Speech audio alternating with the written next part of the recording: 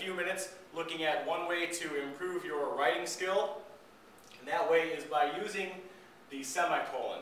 Knowing how and when to use it is evidence of higher level writing. That's important to know because it transcends the walls of everyday classroom life. In academic life, it's important to be able to write well, that's obvious, but in the real world, it's equally as important to be able to write well and to demonstrate evidence of higher level writing skills. So that's one of the benefits of using the semicolon. Like a lot of other things we've practiced so far in class, we'll practice this in class in hopes that you can become proficient at it because it's a great device to show evidence of higher level writing skill. So that's kind of our objective over the next few minutes. The semicolon essentially has two main purposes. Those purposes are, number one, used to separate items in a series. Much like a comma does, the difference being usually there is internal punctuation. And I'll show you an example of that momentarily.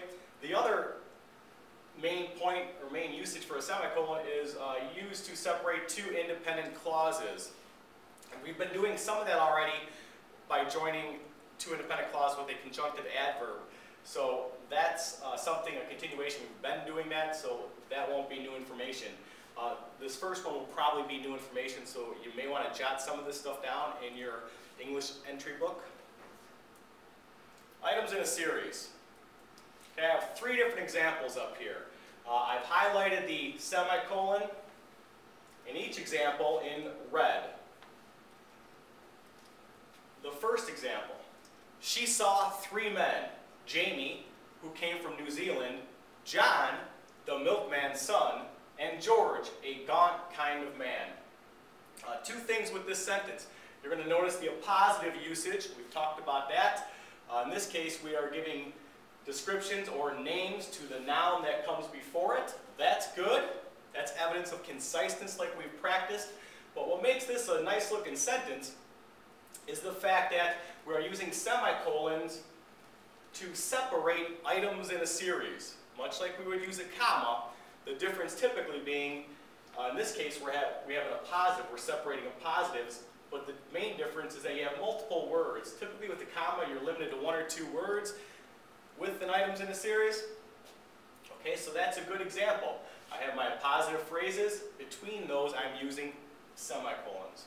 If I take a look at my second example here, which is several fast food restaurants can be found within the cities. London, England, Paris, France, Dublin, Ireland, and Madrid, Spain. Here I have a listing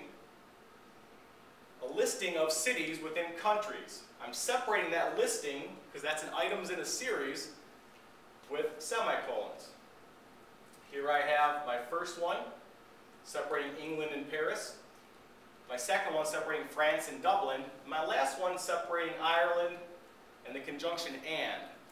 If you were not to use semicolons in this case, but you were to convey that same information, you would have a lot of commas in there, and you can probably see how that would become rather confusing to the reader at best, a train wreck for your intended message at worst. So in this case, unlike the first one where we're separating appositive phrases like we've talked about, here we're separating cities and countries. And my final example of using semicolons for items in a series is this one. Examples of familiar sequences are 1, 2, and 3, A, B, and C, and first, second, and third. Just like the prior two examples, I have items in a series, and within those items in a series, I have internal punctuation. My internal punctuation here is, of course, the comma. First, second, A, B, C. So I don't want to keep using a comma there. So items in a series, one of my functions of a semicolon is to separate those. Here I have the first semicolon separating 3 and A. Here I have another semicolon separating the C and the word and, the conjunction and. Okay, so again, the takeaway from this, whenever you have items in a series that within those items have internal punctuation, usually the comma, separate them with the semicolon. And the second usage of a semicolon, and we've talked about this a little bit in class, but probably not in depth, is to join two complete thoughts or independent clauses together. You can do that merely with the semicolon. In class, we've talked about joining two complete thoughts together using a coordinating conjunction and a conjunctive adverb, but not with just the semicolon. So, if you take a look at my examples up here, first one says, I went to the basketball court. I was told it was closed for cleaning. Oops. I can join those, as I've done here, with just a semicolon. That's okay to do. That's evidence of higher level writing that sends the message to the reader that you are educated and good things happen when that occurs. The second example here, I told Kate she's running for the hills. I wonder if she knew I was joking. If you take a look at that sentence, I've joined, just like I did in the first one, a second complete thought with the first one by using a semicolon. The caveat in all these is that the second independent clause or complete thought, subject, verb can stand by itself like we've talked about. The second caveat is that it has to be related to the first. If it's not related to the first in concept, thought, or idea, you're going to want to stay away from the semicolon. That's where you use like an end mark and start a new subject with the transition probably. So all of these second independent clauses somehow relate to the first. And that's a big thing to know. My third example here, nothing is true, everything is permitted. Again, complete thought, joining them merely with the semicolon. My fourth sentence here, a man chooses, a slave obeys. A man chooses, a slave obeys. Here we have a complete thought joining a second complete thought separated by a semicolon. Your second use for a semicolon. My final example here, I told John that his shoe was untied, and he looked. My first complete thought or independent clause, subject, verb, can stand by itself. I told John that his shoe was untied. That's a complete thought. It's got a subject, verb, can stand alone. I'm joining it with this one. Another complete thought, only two words, though it is a complete thought. Subject, verb, can stand by itself. He looked. He looked. So again, semicolon, semicolon, semicolon, semicolon, semicolon, separating two complete thoughts.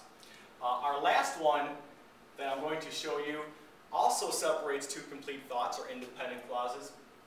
And we've already practiced it. So it's not going to be new. And it's this. So we can use a semicolon like we've been doing to separate two complete thoughts. The difference here is that I have a word, or sometimes words, between the two complete thoughts, and that word is a conjunctive adverb. There are something like 25 or 30 different conjunctive adverbs.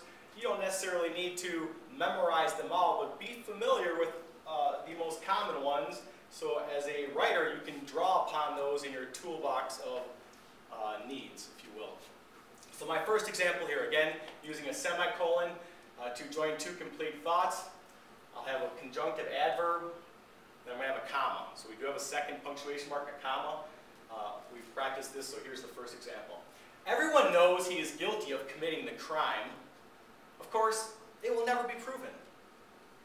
Okay? We actually have a passive voice in the second part. We'll talk about that in the second semester. Here we have a complete thought, my first independent clause. Everyone knows he is guilty of committing the crime. Subject, verb can stand by itself. I'm going to join a second one with, it will never be proven. Another complete thought or independent clause. I have in between there the semicolon after the first, preceding my conjunctive adverb or CA, and then I have a comma. The second mark is very important. It allows the reader to take a breath, if you will, because all these sentences become very long. And that's a good point of emphasis.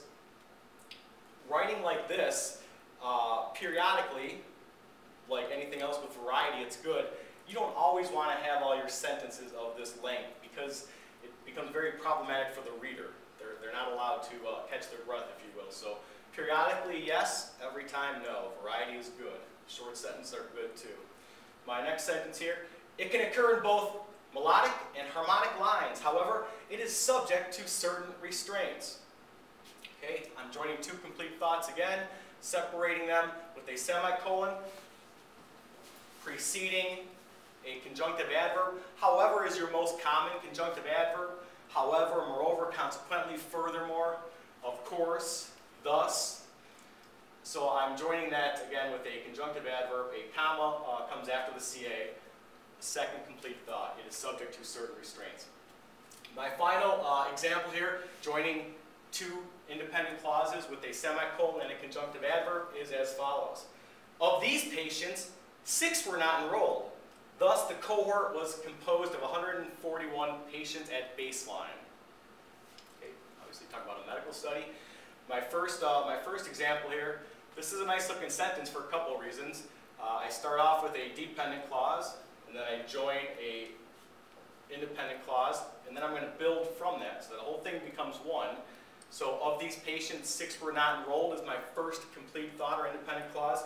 I'm joining it to the cohort was composed of 141 patients at baseline by using a conjunctive adverb, thus, preceded by a semicolon, followed by a comma. Okay, so the takeaway from this, just like we've practiced in class multiple times, make sure you have those two pieces of punctuation separating your CA.